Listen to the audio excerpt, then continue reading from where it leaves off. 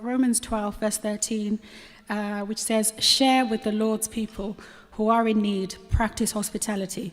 Bless those who persecute you, bless, do not curse. Rejoice with those who rejoice, mourn with those who mourn, live in harmony with one another. Do not be proud, but be willing to associate with people of low position. Do not be conceited." And the second one is, so we've got Luke 19, and this is from verse 9, and it says, "Jesus entered Jericho and was passing through. A man was there by the name of Zacchaeus. He was a chief tax collector and was wealthy. He wanted to see who Jesus was, but because he was short and could not see over the crowd, so he ran ahead and climbed a sycamore fig tree to see him, since Jesus was coming that way. When Jesus reached the spot, he looked up and said to him, 'Zacchaeus, come down immediately. I must stay at your house today.' So he came down at once and welcomed him gladly." Thank you. Thanks, Angela. Bear with me, reset.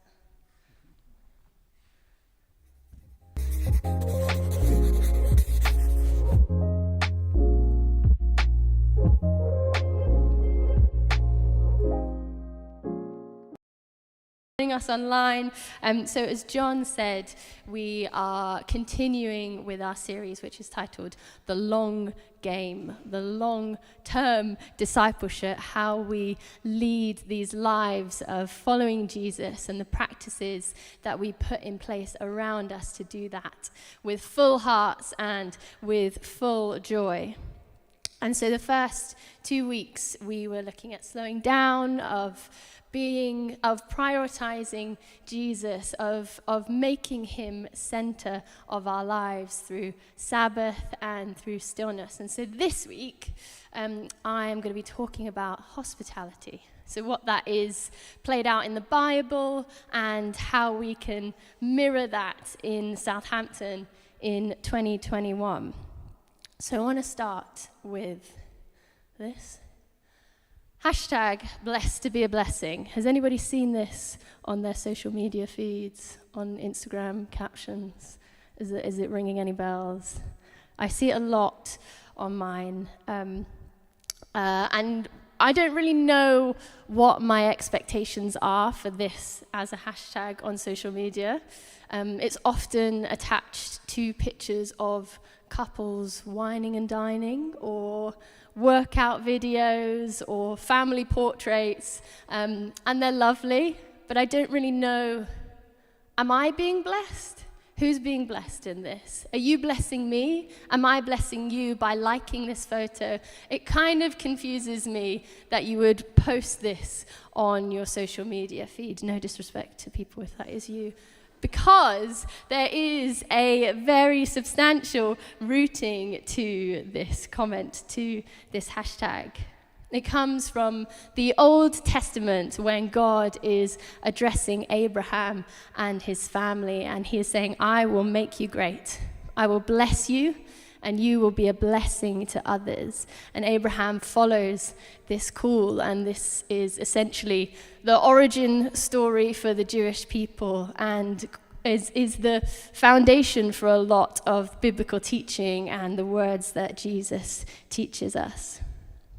And so whilst within the context of social media, blessed to be a blessing might be quite light, or yet it is the essence of the Christian lifestyle. It is the crux of what we believe and how we lead these lives. So when you think of hospitality, what comes into your mind? I would imagine that 80% of the room, if not more, are picturing a dining room table, food, lovely tablecloth, maybe a nice jazz playlist. You've got your best chinaware out. If you're like my mum, you would have warmed the plates before eating, which is a trait that I've inherited and I get a lot of stick for. But so much of Jesus' ministry was centered around meals. And in fact, one writer has commented, if you read the book of Luke, you will notice that Jesus was either going to, participating in, or coming from a meal. This habit of sharing a meal, of dining together, is intrinsic to living out our faith alongside others. So I believe hospitality, and we've talked about this word practice a lot, but I believe that hospitality is much a practice as it is a posture. And by that I mean posture is how you carry yourself, is how you navigate situations, spaces. And practice is what you do, is what you are implementing. And so we read Romans 12 and Luke 19, and in Romans 12, I just think that is one of the most incredible directions of how to live out a lifestyle. Paul is giving that direction to the early church and is saying, this is who you are to love. This is how you are to conduct yourselves. These are the people that you are to mix with. These are the people that you are to host. And then the second is this well-known story of Zacchaeus, this tax collector who was transformed by spending time and being in the presence of Jesus. There's a bee that's just landed on my hand and it's not moving. I'm so sorry. Thank you. Don't panic, guys. There are countless references to hospitality in the Bible. It's as though it is a given that we are to be living out a life of faith in this way, around a table, in other people's houses, over good conversation.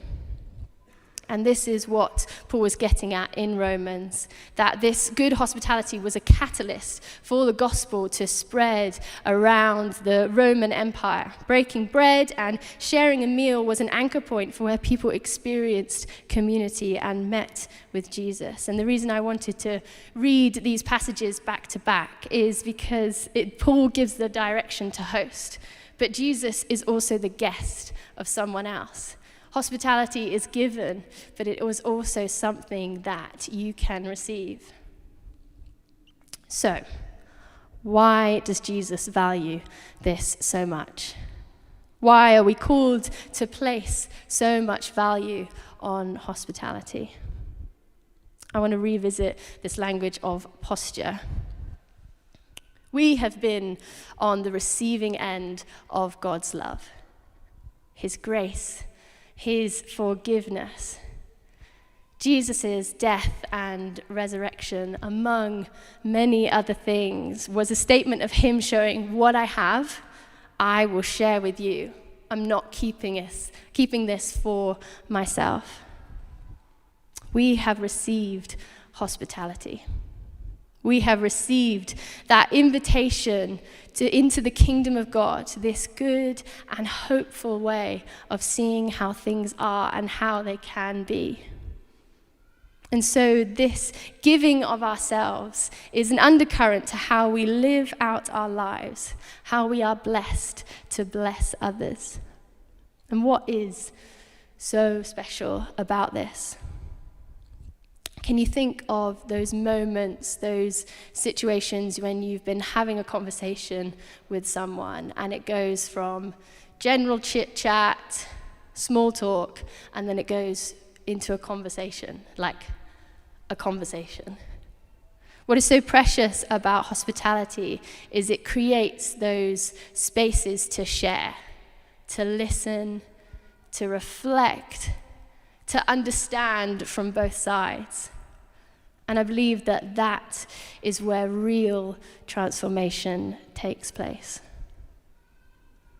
For many of us, particularly over the last 18 months, our homes have become a safe space away from people, a way to switch off or retreat. And those are good and important things. Trust me, I am an introvert. Solitude is my happy place. Those are good things, but we run into the danger of cutting people off, of creating barriers, of hiding ourselves from the world, of never allowing people into our space. And I think that is a really hard mindset to break. Johnny quoted Henry Nouwen last week, and I want to use again. He was writing about hospitality.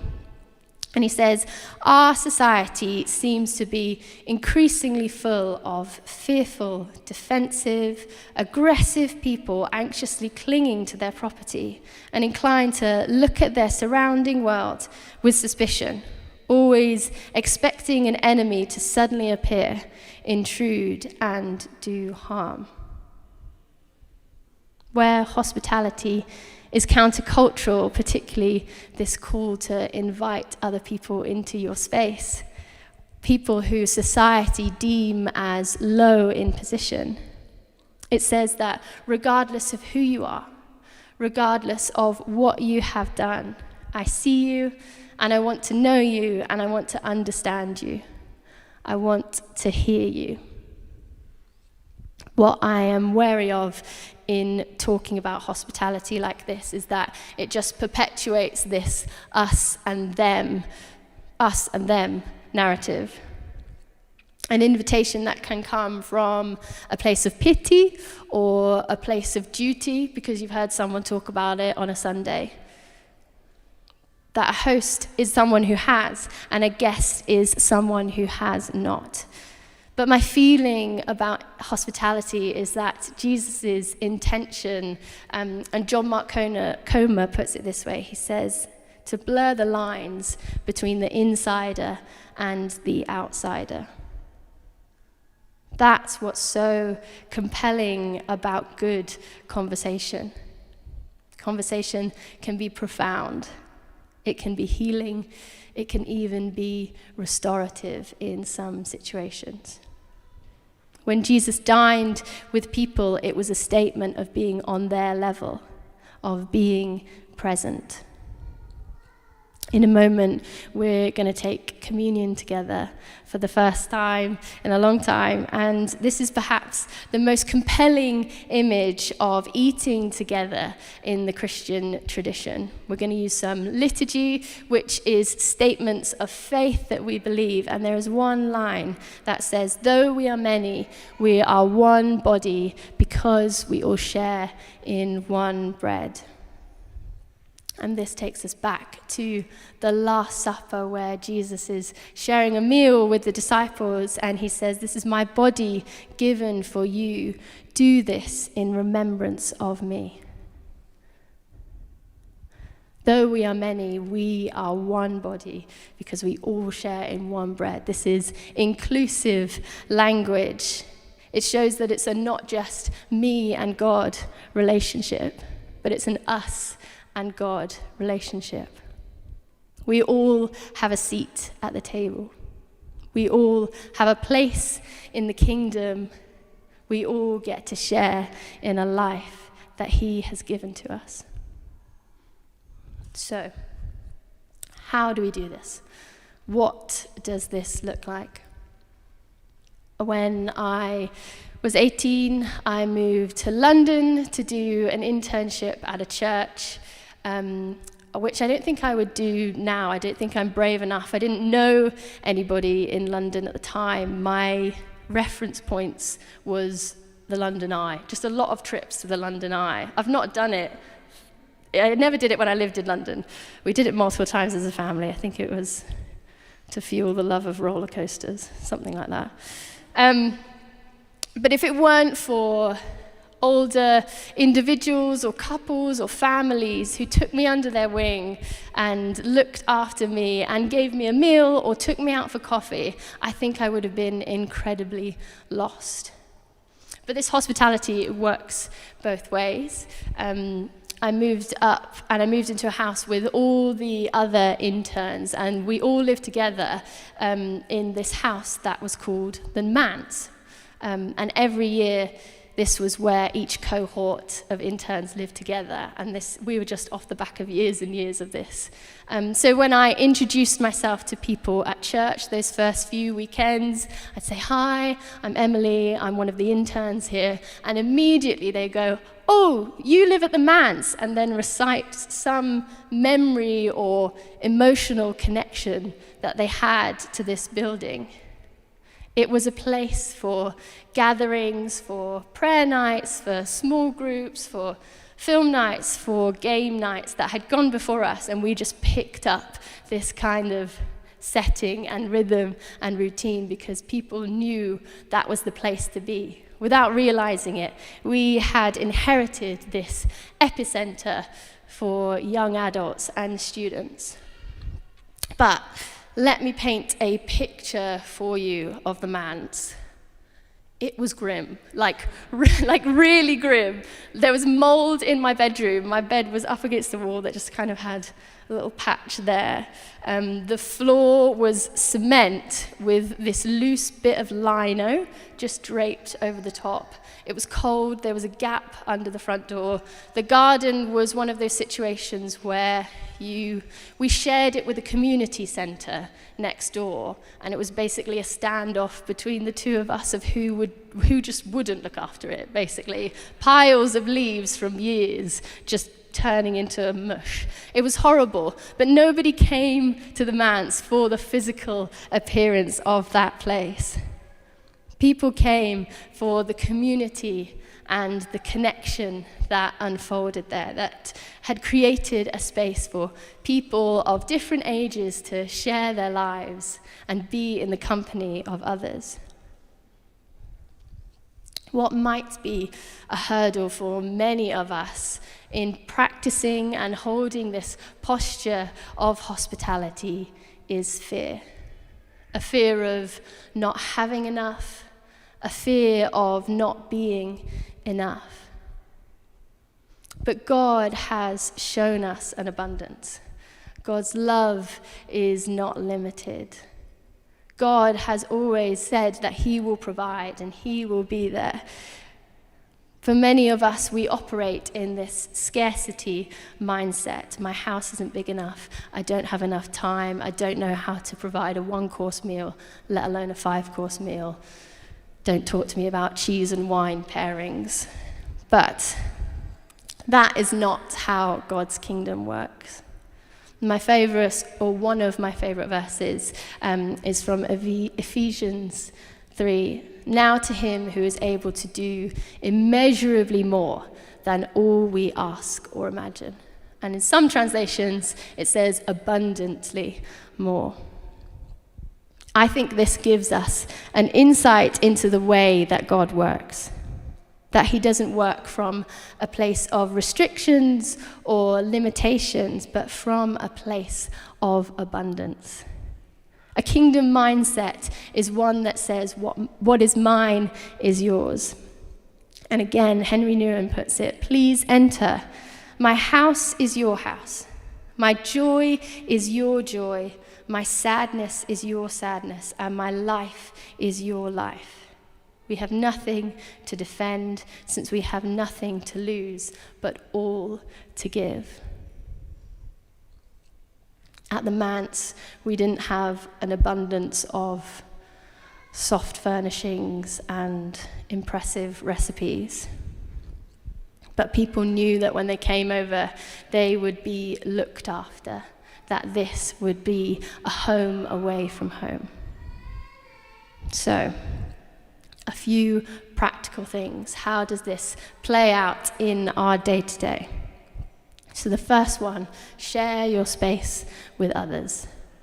Invite people over. If we have been gifted with these things from God, then we are blessed to bless others. Number 2, practice good conversation. I think that Christians get a bad rep for being intense. I actually just think it's because we're very good at asking questions and holding conversation and not taking a sip of our beer when things get a little bit awkward.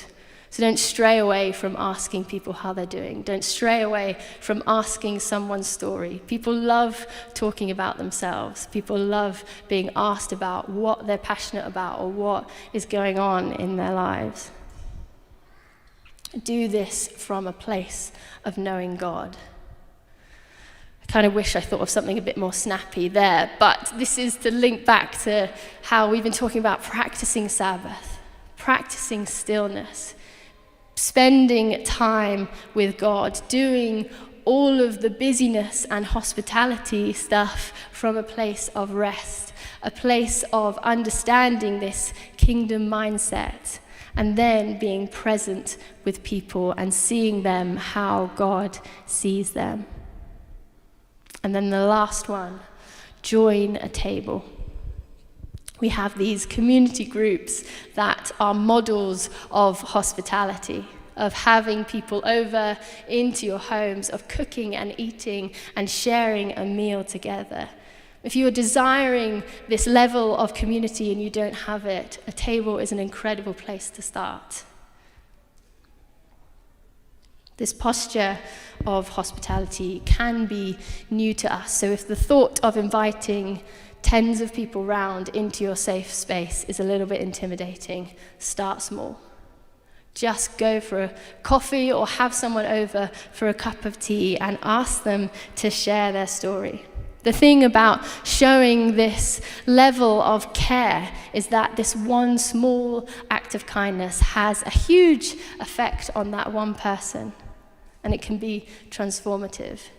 It can point towards Jesus and this spirit-filled life.